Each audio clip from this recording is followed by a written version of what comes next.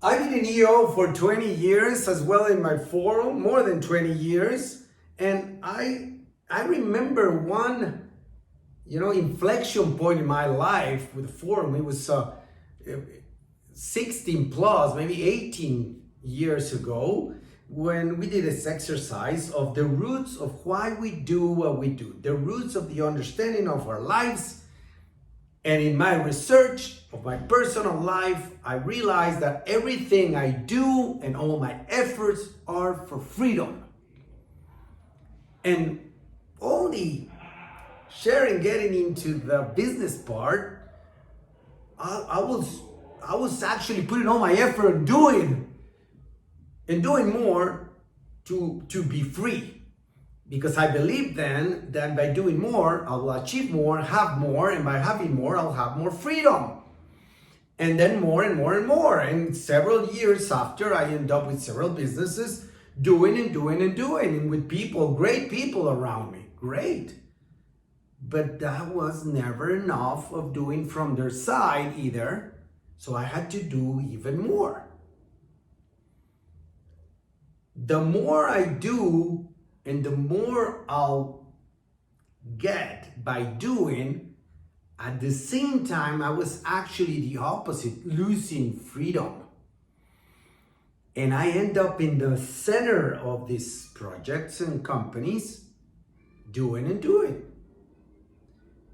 One morning, I was at the beach, relaxed and observing, tired for the past weekend of doing and executing and getting things done the way we were educated then, that I was educated by getting it done.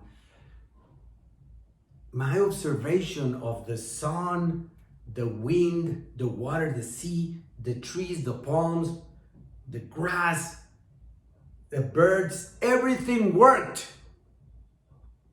And I couldn't believe, even though we get so used to it, but if you truly observe how nature adapts and interacts and articulates in a way that everything works constantly, is a flow, is a nature. And I realize, I'm here and I'm tired. And although that I am doing and being and growing, I actually don't feel good by being here doing nothing. But with my observation, I realized that I was doing something wrong. And my question was, how do I end up here in this place, in my companies and in my everyday doing? I believe after that, and I've been doing it, that the first D of the entrepreneur is being the doer, the doing, the doer, the making it happen, the dream. But that lasts so long until then you have to become into the delegator, where you actually invite other great people. And it's just the learning process of transitioning, because you want to get to the next D, which is become the designer. And somehow it was easy for me after observing that, and it was hard at the beginning, but then it was easy because I'm actually an architect, I'm a designer, and I am applying all those learnings into my life and company, but actually observing nature. And nature made me realize that I needed to become a designer and elevate myself from the company and the business. And at the moment, I start feeling that I will be irrelevant, because I wouldn't be doing much. And at the end, I end up super busy in a different level of responsibility and actually more relevance for my businesses and projects by becoming the designer of the model, of the engineering, and of the business itself. I understood that we are to have business by design. So in the following 15 minutes, I will share with you the 3 pillars of how to start having a business by design and become a designer for your business, helping it be more relevant. The first step is, I call it the flow of the business. It's how you deliver your product and services and making sure you fulfill the conditions of satisfaction of your client, and some companies, some people call it fulfilling your promise, which is the expectation of the distinction of your value to the market. But this design of the flow, which I also call it the line of fire, is when everything happens, is when you quote, you get the contract, you get the down payment, you do the start of the production, the delivery of the first, the delivery of the second shipment, the collection, etc., the post-selling, after selling. All of this, I call it the flow of the business, where you have the critical need, which is something that is critical. If you make a mistake there, the rest of the flow will fall. It will be a mistake for a lot of money. And then you have also the moments of truth, because you have a backstage work that you have to do administration a lot, but you have moments of truth where is the opportunity to make a magic moment for the client, for delivering the promise and fulfilling it. And then that becomes your first step of improving that design and helping it with some engineering, and having the leader of this stage or module, the timing, the indicators that gives me the success of every step of the way until I finish, and then becomes a cycle that we observe as well in nature, that goes back to origin and improves and readapts and improves and readapts, and is the flow of the business. I'll encourage you to take the tool, it's an exercise of trying to feel the different stages in timing and indicators of the flow of your business, identifying the critical needs, the moments of truth, and the fulfillment of your promise. I'll go next into the next step, which connects to the first one. But the next is the organization and the structure, the distinction of how am I organized and the structure of that organization. And when I say how am I organized,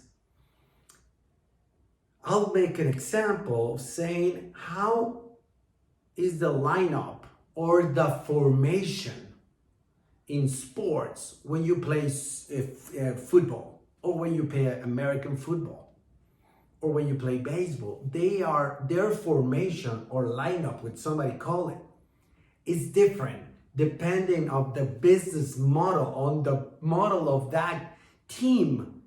And actually, when you go into the World Cup and you observe the football World Cup, the FIFA, the teams play just as they run their company and just as their culture. And the formation and lineup, it serves that style. In your company, how is the way you're formed and how you're organized? And that's when I connect to the flow of the business, when you actually turn the org chart. And we have learned from school and from different colleges that the org chart is a pyramid and is one of the CEOs on the top and then so on and so forth, VPs, so on. And I am telling you the opposite. You have to flip the pyramid. And the pyramid serves the flow, which is the line of fire when things happen, when it's the relevance of the company. And under that line of fire, you start having the supervisors, the managers, the directors, the VPs, and under all of that organization is supported by the CEO, by the entrepreneur, by the designer, by the one who has the clarity, provides the tools, provides the knowledge, the vision, the inspiration, and the budget to support this organization. And the structure is the profile of the people that you need in order to make that organization work. Because going back to sports, if my lineup is in such a way to actually have my style of playing, I need some structure to make it happen and make it work and be successful with it. If I change the organization, the way I'm organized, then I have to change the structure as well. That's all I'm going to share with you on that, because I'm going into the third one, which is measure the flow and the performance of that organization with the design in numbers. Design your business model and your different multipliers of revenue and of growth with numbers, because the numbers tells you the story of the past. It could be a quarter, a year, 2 years, 3 years. It will tell you the story. And if you learn to read as an observant designer, that numbers that are always compared with the benchmark, and the benchmark is the numbers that support your design of the business, then you can adjust, re-engineer, reorganize, and readapt the company by observing how the numbers behaved afterwards. And if the numbers are not telling you how to behave and how to adjust, they're worthless. The numbers drive behavior and the numbers tell the story. But the numbers support the design in an economical, financial way. So there is a dance between the flow, the organization structure, and numbers of the company. I helped several companies in the past, entrepreneurs who want to get out of the center and evolve this into a business by design, and getting this company into the next gen, or having more freedom for themselves, or having more freedom for the company itself. And sometimes we start, of doing it too late. And when it's too late, and this is been happening for so long by doing and some delegation, but actually keep doing and delegation and doing and don't turn into the 3D. After the years and years, the company start hijacking you in the center, and it closes the window at a moment when there's no way out. And that happens to me when I get late to that organization. So we don't want that to happen, because you deserve to be free from your company. You deserve to enjoy and be ready to transcend your company, and for the company to transcend you. So